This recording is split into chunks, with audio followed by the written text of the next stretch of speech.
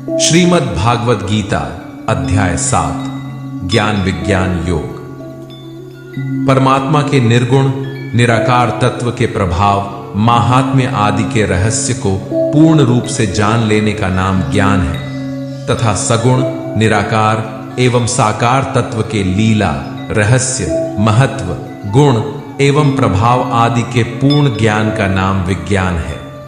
इस अध्याय के पहले श्लोक में श्री भगवान कहते हैं कि हे अर्जुन, अब उसको सुन जिससे तू योग का अभ्यास करते हुए मुझ में अनन्य भाव से मन को स्थित करके और मेरी शरण होकर संपूर्णता से मुझको बिना किसी संशय के जान सकेगा। अब मैं तेरे लिए उस परम ज्ञान को अनुभव सहित कहूंगा जिसको पूर्ण रूप से जानने के बाद भविष्य में इस संसार में तेरे लिए अन्य कुछ भी जानने योग्य शेष नहीं रहेगा। हे अर्जुन, हजारों मनुष्यों में से कोई एक मेरी प्राप्ति के लिए प्रयत्न करता है और उन प्रयत्न करने वालों में भी कोई एक ही होता है जो मुझे यथार्थ रूप से जान पाता है। पृथ्वी, जल, अग्नि, वायु, आकाश, मन, बुद्धि और अहंकार ऐसे ही 8 प्रकार के भेदों वाली तो मेरी जड़ स्वरूप अपरा प्रकृति है।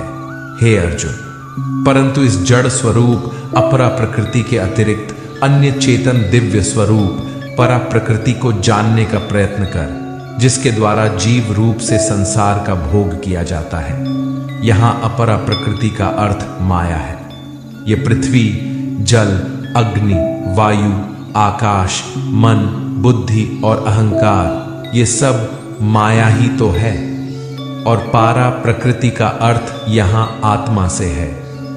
हे अर्जुन, तू मेरी इन जड़ तथा चेतन प्रकृति को ही सभी प्राणियों के जन्म का कारण समझ और मैं ही इस संपूर्ण जगत की उत्पत्ति तथा प्रलय का मूल कारण हूं। हे धनंजय, मेरे अतिरिक्त अन्य कुछ भी नहीं है। जिस प्रकार माला में मोती धागे में गूंथे रहते हैं, उसी प्रकार यह संपूर्ण जगत मणियों के समान मुझ में ही गूंथा हुआ है।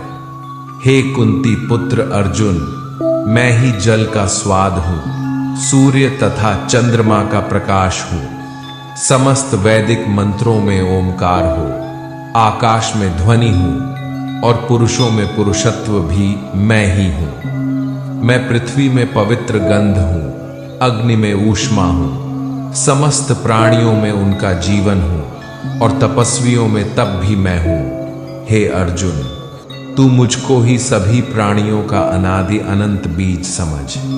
मैं बुद्धिमानों की बुद्धि और तेजस्वी मनुष्यों का तेज हूं। मैं बलवानों का कामना रहित और आसक्ति रहित बल हूं और सब प्राणियों में धर्मानुसार विषयी जीवन हूं। प्रकृति के 3 गुण सत्व गुण, रज गुण और तम गुण से उत्पन्न होने वाले भाव, उन सब को तू मुझसे उत्पन्न होने वाला समझ।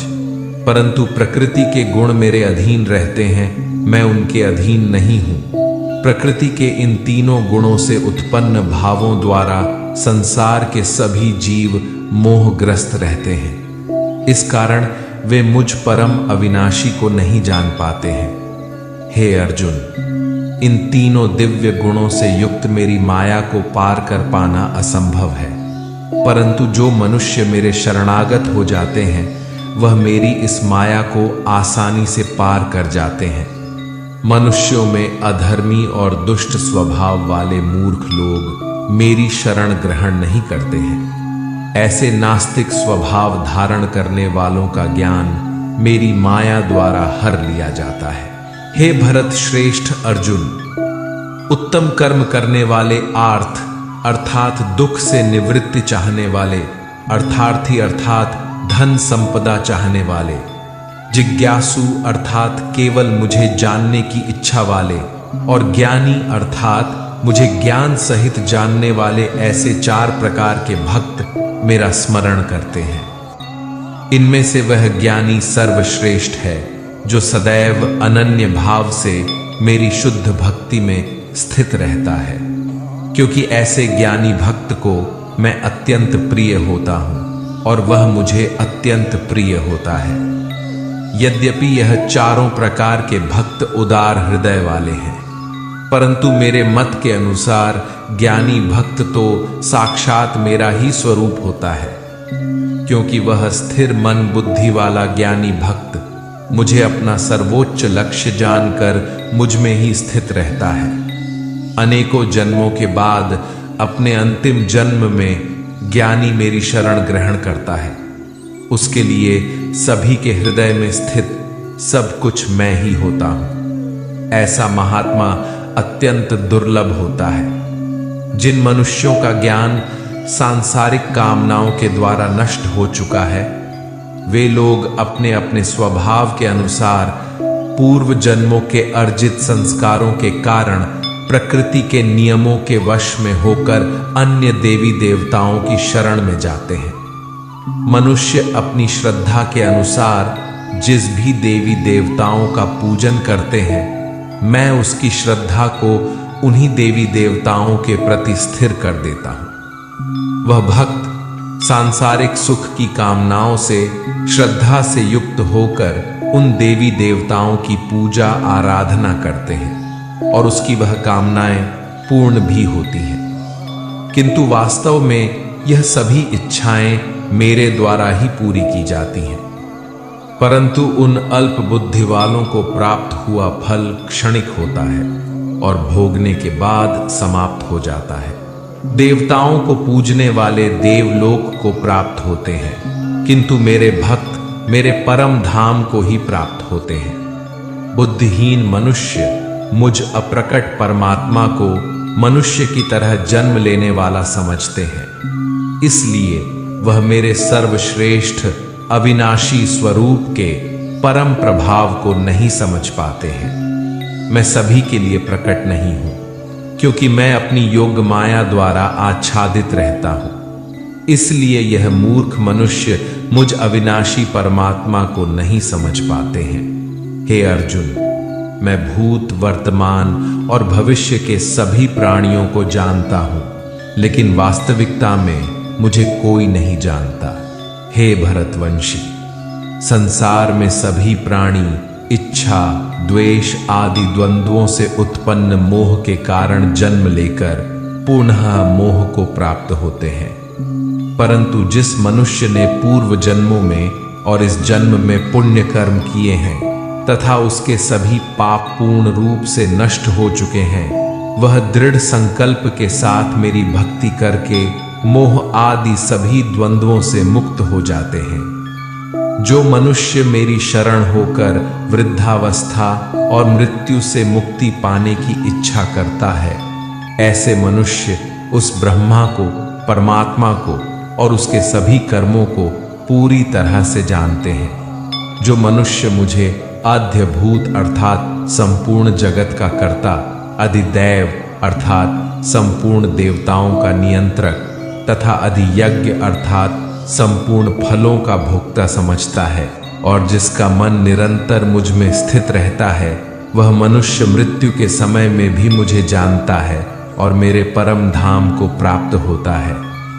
इस प्रकार उपनिषद, ब्रह्म विद्या तथा योग शास्त्र रूप श्रीमद् भागवत गीता के श्री कृष्ण अर्जुन संवाद में ज्ञान विज्ञान योग नाम का 7वां अध्याय संपूर्ण हुआ।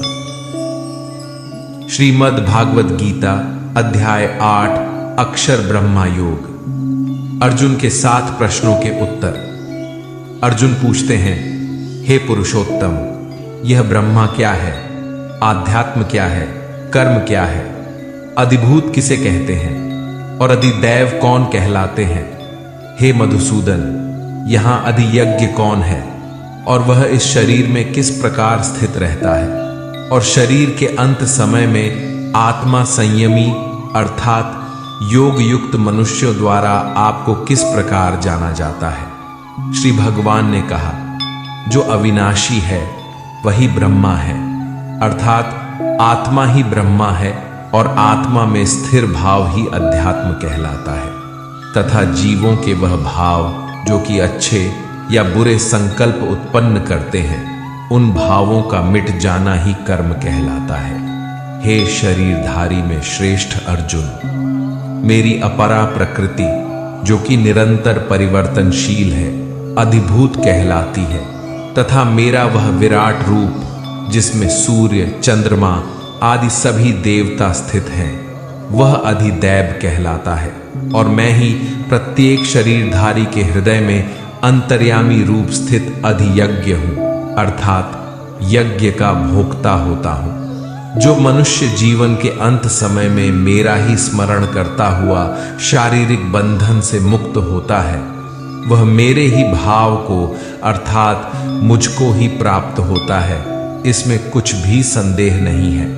हे कुंती पौत्र, मनुष्य अंत समय में जिस जिस भाव का स्मरण करता हुआ शरीर का त्याग करता है, वह उसी भाव को ही प्राप्त होता है जिस भाव का जीवन में निरंतर स्मरण किया है। इसलिए हे अर्जुन, तू हर समय मेरा ही स्मरण कर और युद्ध भी कर। मन बुद्धि से मेरे शरणागत होकर तू निश्चित रूप से मुझको ही प्राप्त होगा। हे पृथापुत्र, जो मनुष्य बिना विचलित हुए अपनी चेतना अर्थात आत्मा से योग में स्थित होने का अभ्यास करता है, वह निरंतर चिंतन करता हुआ उस दिव्य परमात्मा को ही प्राप्त होता है। मनुष्य को उस परमात्मा के स्वरूप का स्मरण करना चाहिए, जो कि सभी को जानने वाला है, पुरातन है, जगत का नियंता है, सूक्ष्म से भी अति सूक्ष्म है, सभी का पालन करता है, अकल्पनीय स्वरूप है, सूर्य के समान प्रकाशमान है और अंधकार से परे स्थित है। जो मनुष्य मृत्यु के समय अचल मन से भक्ति में लगा हुआ योग शक्ति के द्वारा प्राण को दोनों भौहों के मध्य में पूर्ण रूप से स्थापित कर लेता है, वह निश्चित रूप से परमात्मा के उस परम धाम को ही प्राप्त होता है। संन्यास योग और भक्ति योग से परमात्मा की प्राप्ति कैसे की जाती है, अब मैं तुम्हें उस उपाय को बताता हूँ। वेदों के ज्ञाता जन जिस परमपिता परमेश्वर को अविनाशी कहते हैं तथा बड़े बड़े मुनि सन्यासी जिसमें प्रवेश पाते हैं, उस परम पद को पाने की इच्छा से जो मनुष्य ब्रह्मचर्य व्रत का पालन करते हैं, उस विधि को तुझे संक्षेप में बतलाता हूँ। शरीर के सभी द्वारों को वश में करके तथा मन को हृदय में स्थित करके प्राण वायु को सिर में रोप करके योग धारणा में स्थित हुआ जाता है। इस प्रकार ओमकार रूपी एक अक्षर ब्रह्म का उच्चारण करके मेरा स्मरण करता हुआ शरीर को त्याग कर जाता है, वह मनुष्य मेरे परम धाम को प्राप्त करता है। हे पृथापुत्र अर्जुन, जो मनुष्य मेरे अतिरिक्त अन्य किसी का मन से चिंतन नहीं करता है और सदैव नियमित रूप से मेरा ही स्मरण करता है, उस नियमित रूप से मेरी भक्ति में स्थित भक्त के लिए मैं सरलता से प्राप्त हो जाता हूँ। मुझे प्राप्त करके उस मनुष्य का इस दुख रूपी अस्तित्व रहित क्षणभंगुर संसार में पुनर्जन्म कभी नहीं होता है, बल्कि वह महात्मा परम सिद्धि को प्राप्त करके मेरे परम धाम को प्राप्त होता है। हे अर्जुन, इस ब्रह्मांड में निम्न लोक से ब्रह्मलोक तक के सभी लोकों में सभी जीव जन्म मृत्यु को प्राप्त होते रहते हैं, किंतु हे कुंती पुत्र अर्जुन, मुझे प्राप्त करके मनुष्य का पुनर्जन्म कभी नहीं होता है। जो मनुष्य 1000 चतुर्युगों का ब्रह्मा का दिन और 1000 चतुर्युगों की ब्रह्मा की रात्रि को जानते हैं, वह मनुष्य समय के तत्व को वास्तविकता से जानने वाले होते हैं। ब्रह्मा के दिन की शुरुआत में सभी जीव उस अव्यक्त से प्रकट होते हैं और रात्रि की शुरुआत में पुनः अव्यक्त में ही विलीन हो जाते हैं। उस अव्यक्त को ही ब्रह्मा के नाम से जाना जाता है। हे पृथापुत्र, वही यह समस्त जीवों का समूह बार बार उत्पन्न और विलीन होता रहता है। ब्रह्मा की रात्रि के आने पर विलीन हो जाता है और दिन के आने पर अपने आप प्रकट हो जाता है। लेकिन उस अव्यक्त ब्रह्मा के अतिरिक्त शाश्वत परम अव्यक्त पर ब्रह्म है। वह पर ब्रह्म सभी जीवों के नाश होने पर भी कभी नष्ट नहीं होता है। जिसे वेदों में अव्यक्त अविनाशी के नाम से कहा गया है, उसी को परम गति कहा जाता है। जिसको प्राप्त करके मनुष्य कभी वापस नहीं आता है, वही मेरा परम धाम है। हे पृथा पौत्र, वह ब्रह्मा जो परम श्रेष्ठ है, जिसे अनन्य भक्ति के द्वारा ही प्राप्त किया जा सकता है, जिसके अंदर सभी जीव स्थित है और जिसके कारण सारा जगत दिखाई देता है।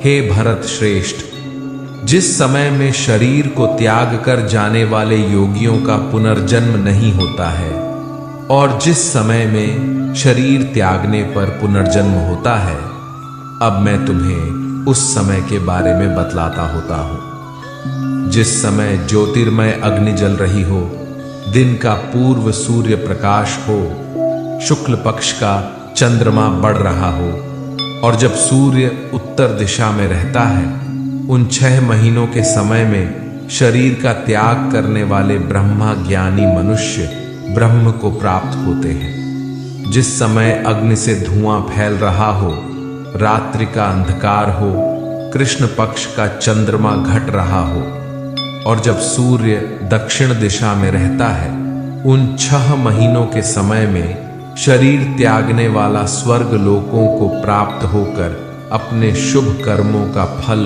भोग कर पुनर्जन्म को प्राप्त होता है। वेदों के अनुसार इस मृत्यु लोक से जाने के 2 ही शाश्वत मार्ग है, एक प्रकाश का मार्ग और दूसरा अंधकार का मार्ग। जो मनुष्य प्रकाश मार्ग से जाता है, वह वापस नहीं आता है, और जो मनुष्य अंधकार मार्ग से जाता है, वह वापस लौट आता है। हे पृथा पुत्र, भक्ति में स्थित मेरा कोई भी भाग इन सभी मार्गों को जानते हुए भी कभी मोहग्रस्त नहीं होता है। इसलिए हे अर्जुन, तू हर समय मेरी भक्ति में स्थिर हो। योग में स्थित मनुष्य वेदों के अध्ययन से, यज्ञ से, तप से और दान से प्राप्त सभी पुण्य फलों को भोगता हुआ अंत में निश्चित रूप से तत्व से जानकर मेरे परम धाम को ही प्राप्त करता है, जो कि मेरा मूल निवास स्थान है। इस प्रकार उपनिषद, ब्रह्म विद्या तथा योग शास्त्र रूप श्रीमद् भागवत गीता के श्री कृष्ण अर्जुन संवाद में अक्षर ब्रह्म योग नाम का 8वां अध्याय संपूर्ण हुआ।